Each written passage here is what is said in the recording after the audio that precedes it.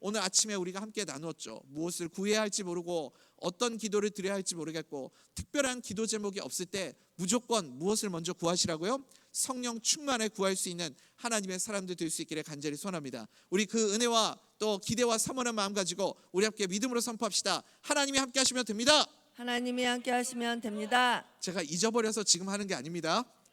다시 한번 믿음으로 고백합시다. 하나님이 함께 하시면 됩니다. 하나님이 함께 하시면 됩니다. 두 손 높이 들고 고백합시다. 하나님이 함께 하시면 됩니다. 하나님이 함께 하시면 됩니다. 네, 그렇죠. 성령이 우리 가운데 역사하시면 그 마음이 우리 가운데 있게 될 줄 믿습니다. 성령 하나님이 나와 함께 하시는데 내가 못할 것이 무엇이냐? 엘리사 선지자가 갑절에 성령의 능력을 구하여서 그의 생명을 걸고 이스라엘 조국을 건져내어 살리는 그 사명을 감당하지 않습니까?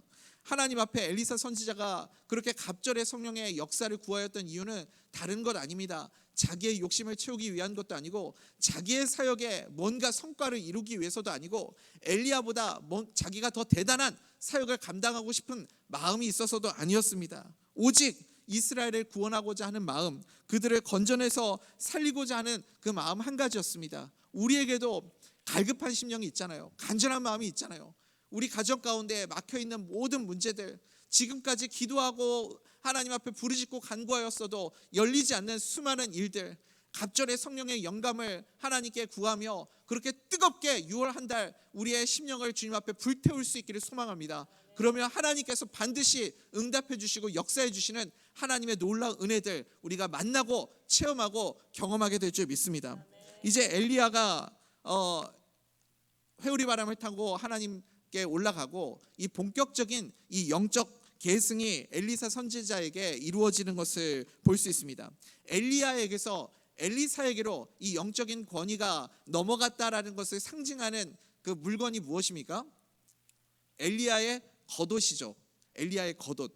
엘리야의 겉옷이 이제 그 엘리야가 요단강을 건널 때 두루마리 이렇게 뚫뚫뚫뚫 말아서 쫙 펼치면서 내리치면은 이 그 길이 이렇게 마른 길이 쫙 열리면서 그 길로 걸어가지 않았습니까?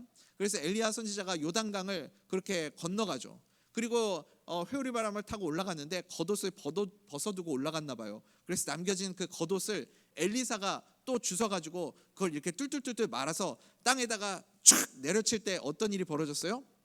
또 땅이 쫙 갈라지면서 마른 땅이 되어서 엘리사 선지자가 요단강을 다시 건너서 지금 여리고로 돌아오는 것을 보게 됩니다. 아침에 말씀드렸죠.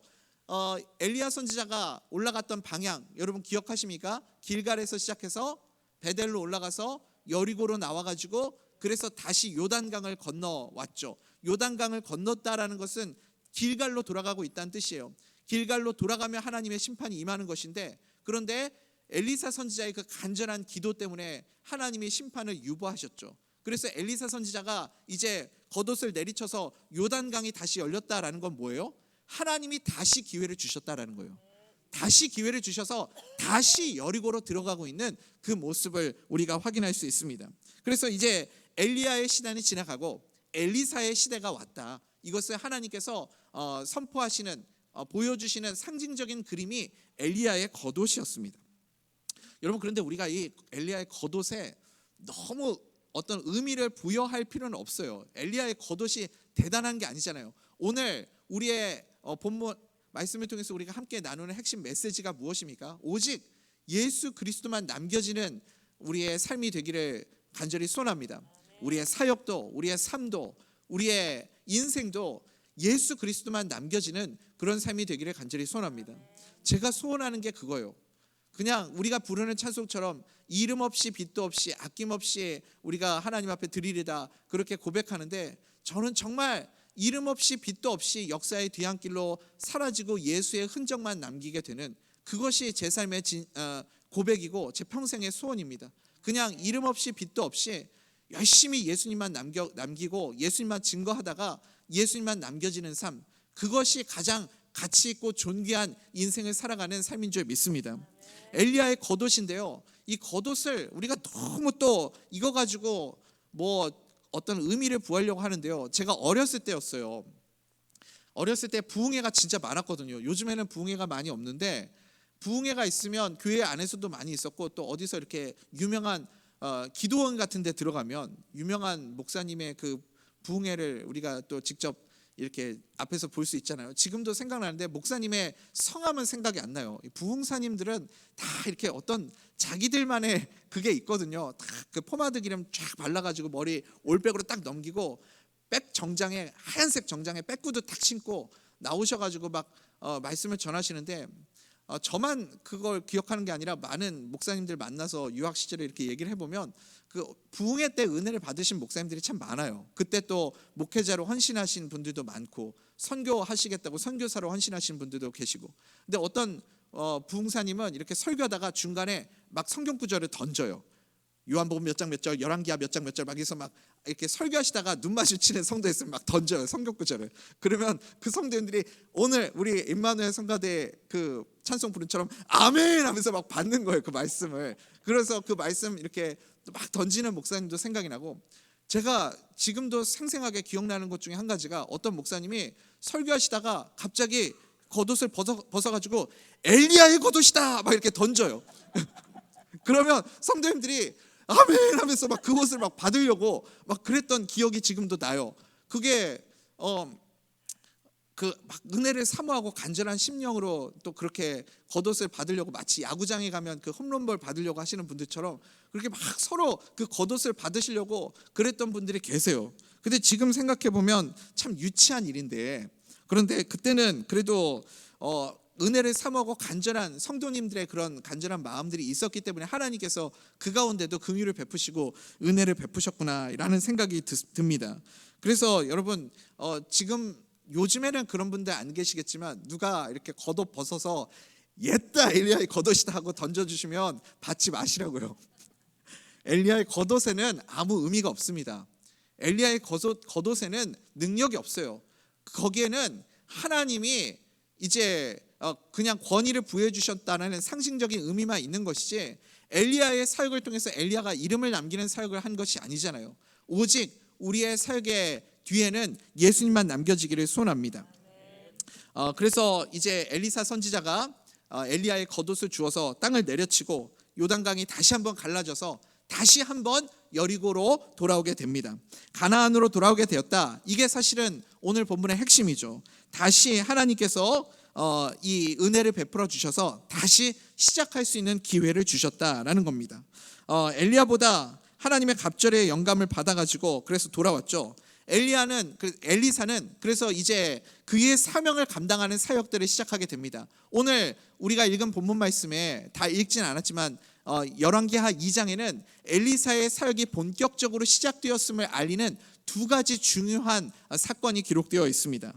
이 사건 우리가 보기 전에 엘리사 선지자에게 하나님이 그 사명을 감당하는 말씀 한번 읽어보도록 하겠습니다. 우리 12절부터 14절까지 한번 읽어보겠습니다. 시작.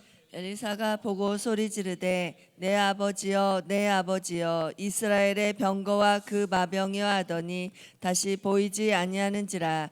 이에 엘리사가 자기 옷을 잡아 둘로 찢고 엘리야의 몸에서 떨어진 겉옷을 주워 가지고 돌아와 요단 언덕에 서서 엘리야의 몸에서 떨어진 그의 겉옷을 가지고 물을 치며 이르되 엘리야의 하나님 여호와는 어디 계시니까 하고 그도 물을 치매 물이 이리저리 갈라지고 엘리사가 건너니라. 아멘. 아멘. 네, 이래서 이제 본격적인 사역이 시작되었다라는 거죠. 근데 엘리사가 이렇게 물을 건너서 요단으로 돌아오니까 엘리야의 제자들이 기다리고 있었습니다. 그리고 그들이 이제 안 거죠. 엘리야 선생님의 그 영적인 권위가 이제 엘리사에게 넘어가게 되었구나. 그래가지고 엘리사에게 경배를 하고 절을 하고 또 그의 권위를 인정해주는 모습을 볼 수 있습니다. 거기까지는 좋은데 문제는 뭐냐면 이 제자들이 50명의 제자들이 혹시 하나님이 이 엘리야를 회오리 바람을 태워가지고 들려 올라가다가 실수로 하나님이 떨어뜨렸을 수도 있지 않느냐, 그런 얘기를 하는 거예요. 하여튼 제정신이 아닌, 지금 사역에 집중하고 이제부터 정말 생명을 살리는 그 일에 모든 것을 쏟아부어도 모자랄 판에 지금 이 시점에 왜 엘리야를 찾고 있냐는 거죠. 엘리야가 떨어져서 죽었을 수도 있으니까 엘리야의 시신을 찾게 해달라, 그렇게 요청을 하는 겁니다. 엘리야의 시신을 찾게 해달라. 그러니까 엘리사가 쓸데없는 짓 하지 말고 우리 사역이나 집중하자. 지금 그런 거에 정신 팔려 있을 때가 아니다. 우리가 진짜 집중해야 할 일이 있다. 타일러서 얘기를 하는데 말을 듣질 않는 거예요. 제가 오늘 말씀 보는데 이게 도대체 무슨 말인가 잘 이해가 안 되는데, 엘리사 선지자를 부끄럽게 만들 정도로 그냥 뭐 얼굴이 빨개져서 더 이상 뭐 말을 못하게 할 정도로 부끄럽게 해가지고 마지못해서 이렇게 그 제자들을 보내게 만들었다, 그런 말씀이 있습니다. 우리 열왕기하 2장 18절 말씀이죠. 우리 한번 읽어보도록 하겠습니다. 네, 2장 18절 말씀이죠. 한번 읽어보겠습니다. 시작. 엘리사가 여리고에 머무는 중에 무리가 그에게 돌아오니 엘리사가 그들에게 이르되 내가 가지 말라고 너희에게 이르지 아니하였느냐 하였더라. 네, 엘리사 아멘. 선지자가 약간 뒤끝이 있어요. 좀 이렇게 쿨한 사람은 아니었던 것 같아요. 내가 가지 말라 그랬지, 너희들 갈 필요 없다 그랬지 하면서 갔다 와가지고 지금 그 제자들을 다시 나무라고 있는 모습을 보게 됩니다. 여러분, 이 어리석은 자들은 갑절의 능력을 받아서 이제 영혼을 살리는 사역, 이제 본격적으로 이스라엘을 회복하는 그 사역에 집중을 해야 하는데, 지금 이 사역에 생명을 걸어도 될까 말까 한 상황 속에 왜 엘리야의 시신을 찾으려고 하는 걸까요? 그 이유가 무엇일까요? 이들은 이것을 통해서 자신들의 이득을 취하고 싶은 마음이 있는 겁니다. 말하자면 무엇을 하려고 하느냐? 엘리야의 시신을 찾아서 기념 사업을 하려고 하는 거예요. 아까 엘리야의 겉옷, 이게 엘리사가 안 주었잖아요. 그러면 아마 엘리야의 제자들이 주었을 텐데 이거 가지고 또 장사하고 다녔겠죠. 이게 엘리야의 겉옷이다, 이거 만지면 병 낫는다, 얼마 주면 이 옷 만지게 해줄게 하면서 이거 가지고 장사하고 다니지 않았겠습니까? 그거 못하게 하려고 하나님이 엘리사에게 넘겨주신 거죠. 그리고 엘리야를 들려 올라갔는데 왜 엘리야의 시신을 찾습니까? 엘리야의 시신을 찾아가지고 그거 가지고도 또 이렇게 그들이 자신들의 이득을 취하는 이 일들을 하려고 하는 거죠. 여러분, 우리의 사역의 남은 자리에는요, 나의 이익이나 나의 이름이나 나의 흔적이 남겨지면 안 됩니다. 언제나 예수 그리스도만 남겨질 수 있기를 간절히 소원합니다. 사람들은 언제나 그런 것 같습니다. 무언가를 하고 업적을 이루고 성과를 내면 자꾸 자기 이름을 남기고 싶어하는 그런 모습들이 있습니다. 그래서 하나님이 제일 싫어하는 것이 무엇인가? 다 이루고 잘했어도 사람의 이름이 남겨지는 것, 사람의 흔적이 남겨지는 것, 하나님이 이것을 제일 싫어하십니다. 그래서 하나님께서 그렇게 위대한 사역을 감당했던 모세도 하나님이 모세의 그 무덤을 감추셨잖아요. 아무도 모세의 무덤을 찾을 수 없도록 하나님이 모세의 시신을 감추어 버리셨어요. 성경에서도 어디에 정확하게 이 모세의 시신이 그렇게 안치가 되었는지 명확하게 말하고 있지 않습니다. 그러니까 아무도 모세의 시신이 어디 있는지를 몰라요. 근데 사람들이 자꾸 이것을 우상화하고 신격화하고 뭔가 신비화하려고 하지 않습니까? 지금도요, 이 성지순례 가보면 모세의 무덤이라고 해가지고 장사하는 사람들이 있습니다. 성경이 없다고 하는데 왜 자꾸 있다고 그러는지 모르겠어요. 다 가짜예요. 여러분, 거짓말입니다. 거기 가가지고 그 사람들이 모세의 무덤을 만들어서 뭘 하겠어요? 정말 그거 가지고 하나님의 은혜를 흘려보내는 그런 일을 하겠습니까? 그거 가지고 장사하는 거죠. 사업하는 거예요. 관광지 만들어서 장사하는 거죠. 성경이 없다고 하는데 자꾸 있다고 하는 것, 이것이 하나님이 싫어하시는 모습 아닙니까? 심지어 예수님조차도 예수님의 흔적을 예수님은 남기지 않으셨어요. 예수님이 죽으시고 부활하셔서 이제 사망 권세를 이기시고 살아나신 그 무덤은 빈 무덤 아닙니까? 그래서 성경에도 빈 무덤이라고 나오잖아요. 빈 무덤의 뜻이 뭐예요? 아무것도 없다는 거 아니에요? 아닌가요, 여러분? 빈 무덤은 아무것도 없는데 왜 사람들이 자꾸 빈 무덤을 만들어서 예수님이 있었던 무덤이라고 우기는지 모르겠어요. 빈 무덤은 아무것도 없는 무덤이잖아요. 근데 그 무덤도 예수님이 있었던 빈 무덤이래요. 이건 무슨 말도 안 되는 얘기인지. 그러면서 거기에 아무것도 없는데 거기다가 예수님의 빈 무덤 이렇게 해놓고선 돈 받고 장사를 하잖아요. 그러니까 여러분, 자꾸 우리가 이런 것에 휘둘리면 안 되는 거죠. 우리가 사명에 집중해야지 자꾸 사람의 이름을 남기는 이 일에 시선이 끌리면 안 됩니다. 우리는 언제나 누구처럼 살아가야 하는가? 엘리사처럼 살아가야 됩니다. 엘리사는 엘리야의 갑절의 영감을 가지고 2배가 넘는 기적의 역사를 일으켰지만 엘리사는 자기의 모습을 잘 드러내지 않습니다. 오직 하나님의 말씀만 남겨놓습니다. 그래서 언제나 엘리사의 사역의 뒤에는 하나님의 말씀이 남겨지는 모습을 보게 됩니다. 우리도 언제나 하나님의 나의 모습은 감추어지고 하나님의 말씀만 남겨질 수 있게 되기를 간절히 소원합니다.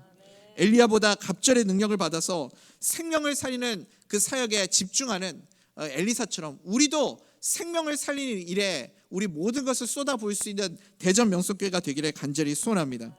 그래서 누군가의 말이 남겨지는 것도 아니고 기념하는 것도 아니고 사람이 높아져서도 안 됩니다. 교회는 언제나 예수님의 이름만 남겨질 수 있기를 간절히 소원합니다. 사람의 흔적은 다 사라지고 예수의 흔적만 남겨지는 교회, 그래야 성령의 갑절의 능력이 우리 가운데에도 나타나게 될 줄 믿습니다. 이제 본격적인 엘리사 선지자의 그 사역이 시작되는데요. 이 엘리사가 사역을 시작하면서 나타나는 두 가지 중요한 사건이 있습니다. 한 가지는 쓴 물을 이제 마실 수 있는 생명의 물로 생명수로 변화시키는 사건이죠. 이것은 무엇을 상징하냐면 물은요. 이 권혁원 장로님하고 예전에 제가 이제 대화를 하면서 그 얘기를 하시더라고요. 제 이제 더 대화가 길어지면 제 얄팍한 지식이 드러나니까 들은 얘기만 가지고 말씀을 전해드릴게요. 사람이 생존하는데 가장 필요한 두 가지 요소가 있대요. 그게 뭘까요? 하나는 공기, 다른 하나는 물. 그러니까 공기하고 물만 이게 제대로 갖춰져 있으면 사람은 이 건강한 삶을 살아갈 수 있다. 사람의 건강에 가장 중요한 결정을 미치는 요소가 물하고 공기다. 공감이 되죠? 공기가 깨끗해야 되고 물이 깨끗해야 사람이 병에 안 걸리고 오래 건강하게 살 수 있는 거죠. 근데 이 물이 문제인 거예요. 그러니까 이 물이 쓴물이라는 것은 무엇이냐면 지금 이 땅이 완전히 쓴물로 타락해서 더 이상 생명의 하나님의 역사가 나타날 수 없는 그런 지경이 되어버렸다라는 겁니다.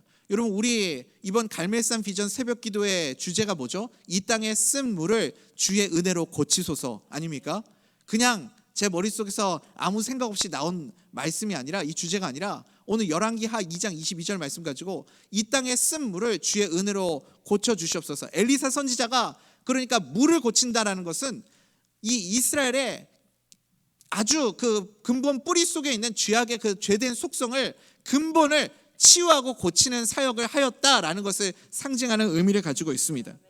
이것을 지금 쓴물을 고치는 사건을 통해서 보여주고 있고, 또 한 가지 사건은 무엇이냐면 이 엘리사 선지자가 지나가는데 여기는 이 아이들이라고 그렇게 번역하고 있는데 원래는 이게 청소년들, 영어 성경에 보면 youth라고 되어 있거든요. 청년들, 청소년들, 이런 아이들이 이제 엘리사 선지자를 보고 조롱을 하죠. 대머리여 올라가라, 대머리여 올라가라. 그러니까 여러분, 대머리를 함부로 놀리면 안 됩니다. 그래서 대머리여 올라가라 하면서 이렇게 조롱을 하는 사건이 있는데, 그때 이제 성령님이 어떤 역사가 나타나서 곰이 나타나가지고 아이들 40명을 찢어 죽이는 그런 사건이 있었어요. 이게 되게 끔찍하고 무서운 사건이죠. 근데 이걸 뭘 상징하는 거냐면 우리의 사역의 현장 가운데 성령의 역사로 또 이 생명을 살리는 사역을 하는 현장에는 반드시 마귀의 방해가 있다는 겁니다. 악한 세력의 방해가 반드시 있다. 이 두 가지 내용을 우리가 머릿속에 염두에 두고 한번 차례대로 살펴보도록 하겠습니다. 먼저는 물을 정화시킨 사건이죠. 우리 2장 19절 말씀 한번 읽어보겠습니다. 시작. 그 성읍 사람들이 엘리사에게 말하되 우리 주인께서 보시는 바와 같이 이 성읍의 위치는 좋으나 물이 나쁨으로 토산이 익지 못하고 떨어지나이다. 아멘. 그러니까 위치는 너무 좋다는 거예요. 여리고성이니까 뭐 위치는 말할 것도 없죠. 사람들이 많이 모여서 사는 곳에는 다 이유가 있잖아요. 그래서 위치가 뭐 너무 좋은데 문제는 물이라는 거죠. 물이 토산이 익지 못하고 떨어지나이다. 토산이 익지 못하고 떨어진다. 이거를 좀 해석하는데 여러 가지 해석이 분분한데, 요약하자면 무슨 내용이냐면, 그러니까 토산이 익지 못한다. 땅의 낙태를 설명하는 겁니다. 이 물을 먹으면 생명이 다, 어떤 생명이든지 다 죽게 된다. 살지 못하고 죽게 되는 그런 물이다. 그것을 말하고 있는 거예요. 이 물이 좋지 못해서 이 물이 생명을 죽게 만드는 그런 물이다라고 말을 하고 있는 거죠. 그래서 토산이 익지 못하고 떨어진다. 말하자면 유산하는 물이다. 모든 생명을 유산하게 만드는 물이다. 그런 의미를 가지고 있습니다. 그 물에 엘리사가 어떤 일을 합니까? 소금을 뿌리게 되는 겁니다. 소금이 중요한 게 아니라고요, 여러분. 하나님이 말씀하셔서 소금을 거기다가 뿌리게 하는데, 소금은 이스라엘 백성들이 제사를 드릴 때 특별히 곡물로 드리는 제사가 뭐죠? 소제죠.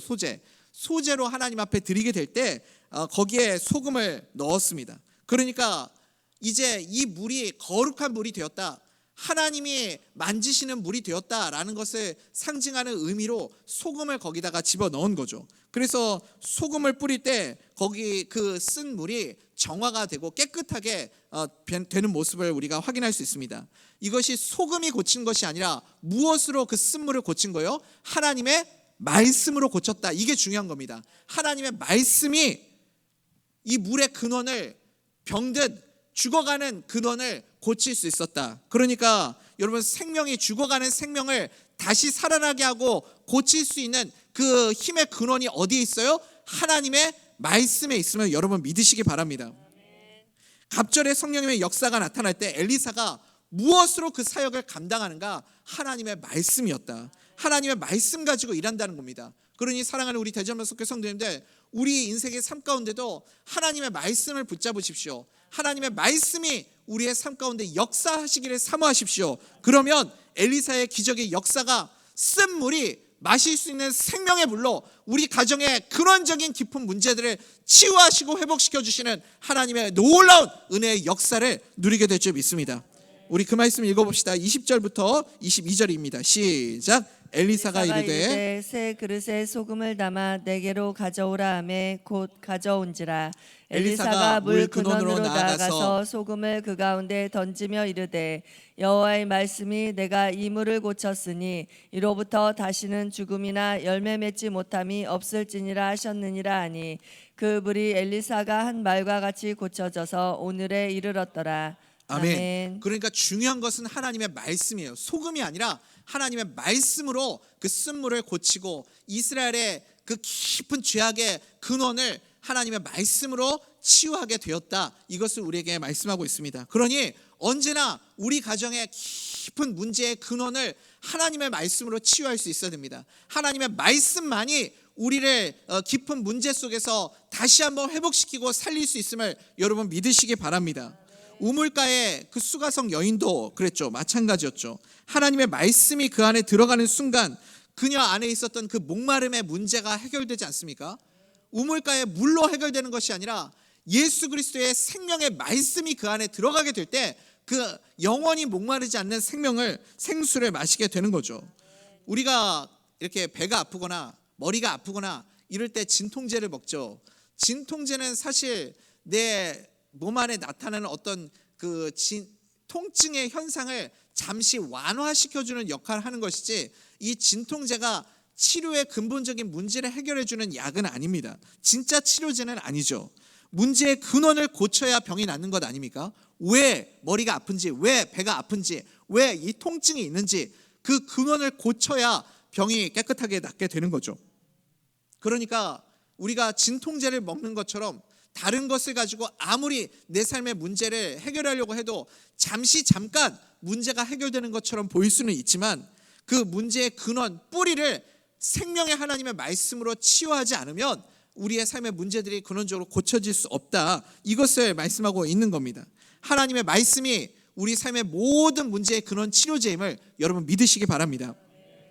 갑절에 성령님의 역사가 임할 때 엘리사에게 이 말씀의 능력이 함께 임하였던 것을 우리가 볼 수 있습니다. 그리고 그 뒤에 이어지는 사건이 무엇이냐면 이제 마귀의 악한 세력들의 방해가 있다. 성령의 역사를 가지고 하나님의 말씀을 붙잡고 그리고 우리의 삶의 현장 가운데 내가 이 말씀 붙잡고 살아가려고 하면 반드시 마귀의 역사가 있다. 우리가 이것을 기억해야 됩니다. 그러니까 오늘 본문 23절에서도 작은 아이들 이렇게 번역이 되어 있는데 이게 청소년이나 젊은 청년들을 의미하고 있습니다. 이들이 엘리사의 사역을 방해하고 있죠. 엘리사의 사역이 무엇입니까? 다시 가나안 땅으로 돌아와서 하나님께로부터 돌아서서 우상 숭배하고 타락하고 이 모든 쓴물처럼 이 땅이 타락하고 변질되어 있는 그 땅 가운데 다시 한번 하나님의 말씀과 성령의 역사를 통해 그들을 변화시키고 치유시키고 하나님을 예배하는 백성으로 만드는 것, 이것이 엘리사 선지자의 사명 아닙니까? 그 엘리사 선지자가 그 사명을 위해서 가나안 땅으로 들어왔는데 엘리사를 보면서 뭐라고 조롱을 합니까? 그의 약점을 희화화시키는 겁니다. 그래서 엘리사가 머리가 조금 없었던 것 같아요. 대머리여 올라가라, 대머리여 올라가라 하면서 다시 돌아가라고 그를 조롱하는 모습을 볼 수 있습니다. 예수님이 십자가에 달리셨을 때 그 십자가 위에는 예수님을 보면서 그 군병들과 백성들이 예수님을 조롱하지 않습니까? 네가 하나님의 아들이거든 거기서 뛰어내리라, 뛰어내리라 하면서 예수님을 조롱하던 그 모습처럼 지금 똑같은 그림이라고 생각하시면 됩니다. 그래서 제가 어떤 이렇게 머리가 없으신 목사님이 이 말씀 전하시면서 막 분노하시면서 이렇게 설교하시는 모습이 기억이 납니다. 대머리 놀리면 큰일 난다고 막 그렇게 얘기하시면서 그 목사님 뭐라 그러냐면, 여러분 거지 중에 대머리 보신 분 있으십니까? 막 그러면서 소리를 지르시더라고요. 거지는 우리가 이렇게 거지 보면은 다 이렇게 봉두 남발해가지고 머리 막 이렇게 하지, 대머리인 거지는 없잖아요. 다 산발해가지고 다니지. 품바 중에 여러분 대머리 보신 분 있으세요? 없잖아요. 그러니까 대머리는 그렇게 그 거지로 살지 않는다 그런 거죠. 대머리가 좋다 뭐 그런 의미죠. 사실 제 아버지도, 이 아버지 우리 이 설교를 들으시면 안 되는데, 제 아버지도 머리카락이 없으세요.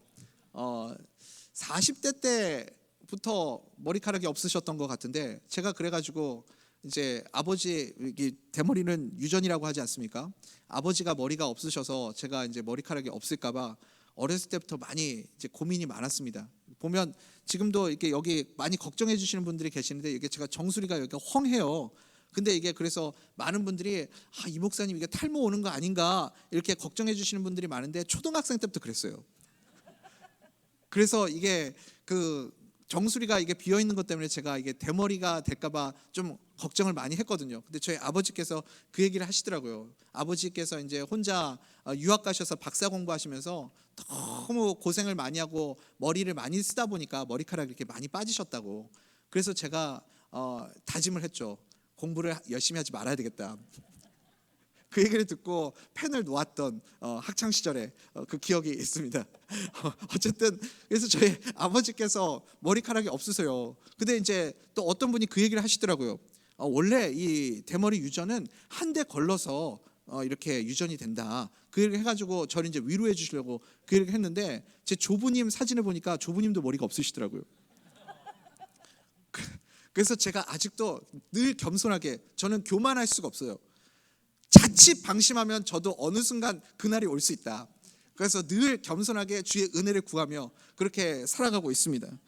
근데 사실 제가 이게 머리카락이 없으신 분들을 조롱하기 위해서 이 말씀을 전하는 게 아니고, 항상 이게 긍정적으로 바라볼 수 있어야 되겠죠. 고대 사회에서요, 백발과 대머리는 굉장히 이 장수와 권위와 지혜의 상징이 되는 그런 모습이었다고 합니다. 그러니까 존중받는 모습이었죠. 또 이 머리가 없으면 샴푸 값이 들 일이 없어요. 매일 아침 이 머리 감는 게 되게 바쁜데 아침에 일어나면 머리 감을 필요가 없다라는 장점이 있습니다. 또 어떤 분이 저보고 이렇게 물어보시더라고요. 목사님은 이 헤어 관리를 어떻게 하시냐고. 제가 이게 머리가 이게 이렇게 쫙 가라앉는 찬머리여가지고 머리숱도 별로 없지만 머리가 이렇게 확 가라앉아가지고 머리카락 관리하는 게 생각보다 쉽지가 않아요. 그래서 이거 때문에 좀 사실 돈도 좀 많이 듭니다. 그리고 이거 머리카락 이게 아침마다 이거 만지느라고 시간도 많이 들죠. 근데 머리카락이 없으면 이 머리 만질 필요가 없잖아요. 그래서 이거 어떤 헤어스타일을 해야 되나 고민할 필요도 없고 이 시간도 많이 줄어들게 되는 거죠. 안 그래도 걱정할 것 많은 인생에 걱정거리가 하나 줄어드는 게 얼마나 좋습니까? 별로 공감을 못 하시는 것 같은데, 저는 지금 이게 애찬론을 말씀드리고 있는 거예요. 예찬론을 말씀드리고 있는데, 오늘 본문에는 지금 엘리사 선지자를 조롱을 하고 있습니다. 하나님의 사명을 이룰 때 여러분 반드시 이 악한 자들의 이 방해의 세력이 있다. 여러분 그것을 꼭 기억하시기 바랍니다. 하나님의 말씀으로 하나님의 역사가 나타날 때 이 방해하는 세력들 하나님이 어떻게 하십니까? 그 방해하는 세력들을 하나님이 다 멸하시는 것을 우리가 볼 수 있습니다. 하나님의 이 사명을 감당하면 방해하는 모든 세력들은 하나님이 멸하여 주신다. 여러분 믿으십니까? 그것을 믿고 성령 충만하여서 말씀 붙잡고 사명 감당할 수 있는 하나님의 사람들 될 수 있기를 간절히 소원합니다. 우리 23절부터 25절까지 한번 읽어봅시다. 시작. 엘리사가 거기서 베델로 올라가더니 그가 길에서 올라갈 때 작은 아이들이 성읍에서 나와 그를 조롱하여 이르되 대머리여 올라가라 대머리여 올라가라 하는지라. 엘리사가 뒤로 돌이켜 그들을 보고 여호와의 이름으로 저주하매 곧 수풀에서 암곰 둘이 나와서 아이들 중에 42명을 찢었더라. 엘리사가 거기서부터 갈멜산으로 가고 거기서 사마리아로 돌아왔더라. 아멘. 이것과 일맥상통하는 말씀이 예수님이 누가복음 10장에서 2명씩 짝지어서 70명을 파송하실 때 예수님이 같은 말씀을 하십니다. 누가복음 10장 19절에서 예수님이 이렇게 말씀하시죠. 내가 너희에게 뱀과 전갈을 밟으며 원수의 모든 능력을 제어할 권능을 주었으니 너희를 해칠 자가 결코 없으리라. 그러니까 이 말씀의 의미는 무엇입니까? 반드시 예수님이 보낸 곳에는 대적자가 있다, 대적하는 자가 있다라는 겁니다. 그래서 하나님께서 우리에게 권능을 주셔서 이 대적들이 말씀을 증거하는 것 방해하지 못하도록 마귀를 멸할 능력도 우리에게 함께 주셨음을 여러분 믿으시기 바랍니다.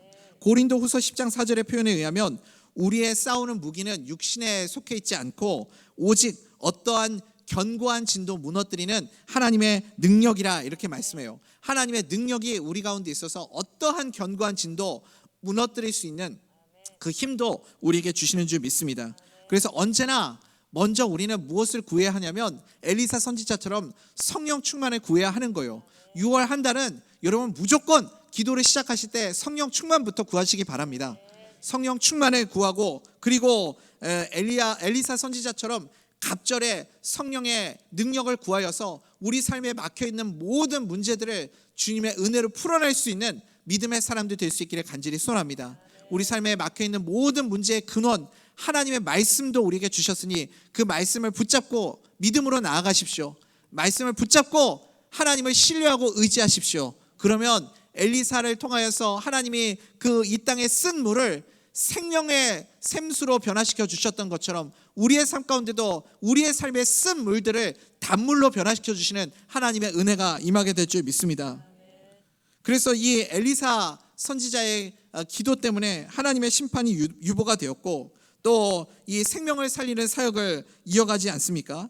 엘리야 선지자도 못하였던 그 사역들을 엘리사 선지자가 감당하고 있는 것을 보게 됩니다. 그래서 엘리사는 예수님의 그림자예요. 예수님을 미리 보여주시는 그림입니다. 엘리사에게 임했던 능력이 무엇입니까? 말씀을 통해서 이 모든 근원을 치료하는 일들이 벌어졌습니다. 이게 엘리사 사역의 핵심이에요. 앞으로 일어나게 될 엘리사 선지자가 하게 될 모든 사역들을 상징적으로 지금 이 물을 고치는 사건을 통해서 보여주고 있는 거죠. 앞으로 이런 일들이 일어나게 될 것이다. 이 물을 고침을 통해서 이제 본격적으로 엘리사 선지자의 사역들이 시작되었다. 하나님이 그리고 대적 마귀를 멸하시는 것부터 시작하지 않습니까? 우리의 삶의 모든 악한 세력들을 하나님이 물리쳐 주시고 대적들을 멀리해 주시고 그리고 우리의 삶의 모든 삶의 근원들을 치료하시고 회복시켜 주시는 은혜의 한 달 되기를 간절히 소원합니다. 여러분 우리에게 허락된 시간이 생각보다 그렇게 길지가 않습니다. 헛되게 우리가 시간들을 낭비하면서 살아가지 말고 한 번뿐인 일생인데 한 번밖에 없는 우리의 시간들인데 엘리사 선지자처럼 우리도 생명을 걸고 갑절의 성령의 능력을 구하여서 그래서 내 주변에 있는 모든 영혼들을 살려내고 쓴 물을 고쳐내고 하나님의 능력으로 힘있게 살아가는 복된 주의 백성들 다 될 수 있기를 간절히 소원합니다. 어떠한 방해 세력이 찾아온다 할지라도 여러분 두려워하지 마십시오. 말씀으로 물리치고 능히 승리할 수 있는 복된 주의 백성들 다 되시기를 간절히 소원합니다.